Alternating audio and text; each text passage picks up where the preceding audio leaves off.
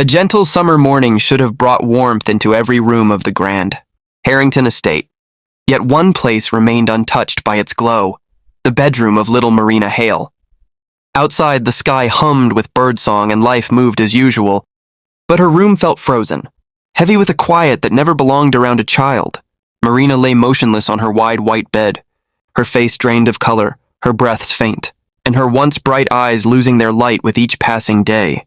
Her father, Grant Harrington, a man known across the nation for his power and influence, had poured unimaginable amounts of money into doctors, specialists, and every treatment they recommended.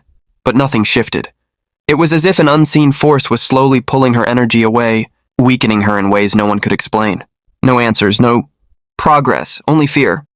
Before we move forward, tell us in the comments, where are you watching from and what time is it right now? And don't forget to like and subscribe to Black and Wronged for more heart-touching stories. Let's get started. Grant Harrington wasn't a harsh man, but sorrow had carved deep lines into his heart. Losing his wife while giving birth to Marina Hail had left him hollow, and seeing Marina suffer day after day reopened wounds he thought had healed long ago. He buried himself in work, believing wealth could somehow fill the emptiness. At home, Marina flickered like a fragile flame, her small body fading under the weight of illness. Her room was always pristine, curtains drawn just enough to soften the sunlight, with a faint lingering scent of medicine in the air. Smiles were rare now, words even rarer. She existed quietly, almost invisible. That's when Anneta appeared, a gentle presence with calm, knowing eyes, the kind that seemed to soothe the soul. No experience or glowing resume had brought her here. She was here for something far greater. From the moment Anneta was hired, she sensed something delicate about Marina Hail.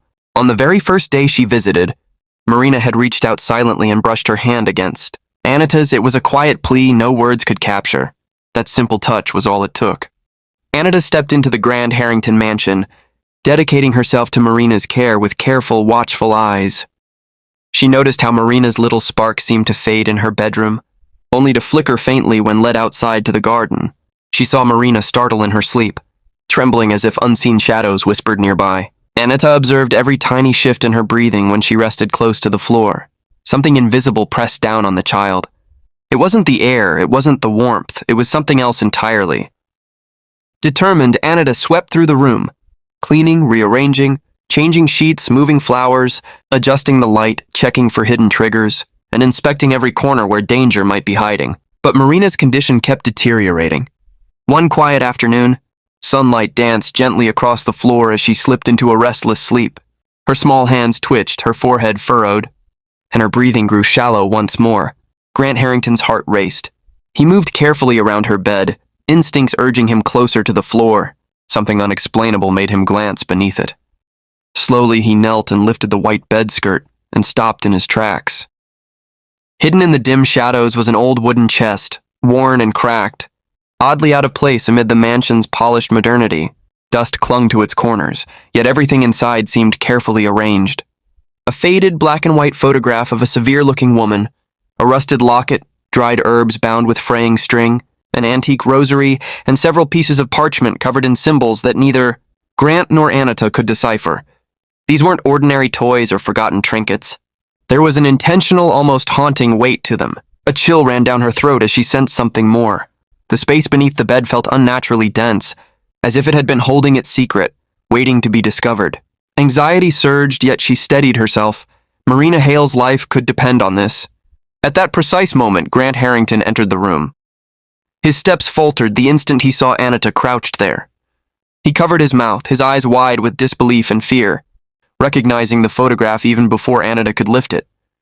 It was his own mother, a woman who had once loathed him, a woman who had blamed him for ruining her daughter's life, a woman who had passed away long before Arya came into the world. Grant Harrington sank to his knees beside Marina Hail, his face pale and tense. His voice shook as he confessed that after his wife's death, her mother had performed ancient, protective rituals intended to guard the child from harm.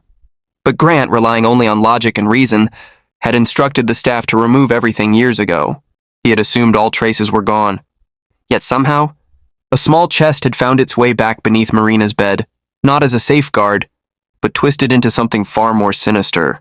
Anneta carefully examined each object, her worry deepening with every passing second. The moment the chest was exposed, Marina stirred, sensing the change in the room. Her breaths grew steadier, and a soft warmth returned to Marina Hale's cheeks, as if the entire room had sighed in relief. Anneta and Grant Harrington exchanged wide-eyed, anxious glances.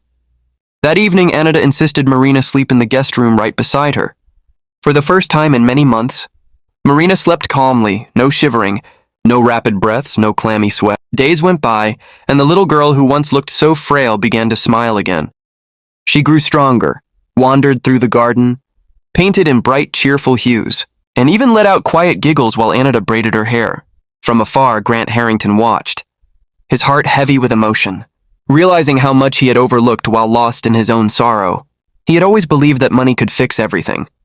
But what Marina Hail truly needed was something far more valuable: genuine attention, a kind gaze, and someone who could see beyond the surface, both outwardly and in her heart. One afternoon, Grant Harrington noticed Anneta sitting by the window with Marina, reading her a story. Warm sunlight poured into the room, and Marina leaned comfortably against her. Something inside Grant, tight and heavy for years, finally began to ease. He thanked Anneta, not with grand gifts or long speeches, but with sincere eyes and a heartfelt promise to be the father Marina truly deserved. Anneta remained with them, not just as a nanny, but as a guiding light, helping Grant turn their home into a place filled with warmth instead of silence, hope instead of sorrow. The wooden box, once a hidden threat, was taken far away from the mansion and sealed shut. Though they never discovered who had returned it under Marina's bed, Grant no longer sought answers. All that mattered now was that Marina was healing, because someone had cared when everyone else looked away. If this story touched you, please like the video, comment, share it with someone who could use a little hope today, and make sure you are subscribed to Black and Wronged. Your support helps us continue bringing heartfelt and meaningful stories to the world. And before we finish, a small request. Comment below which part of the story moved you the most. Remember, sometimes healing begins the moment someone chooses to truly care.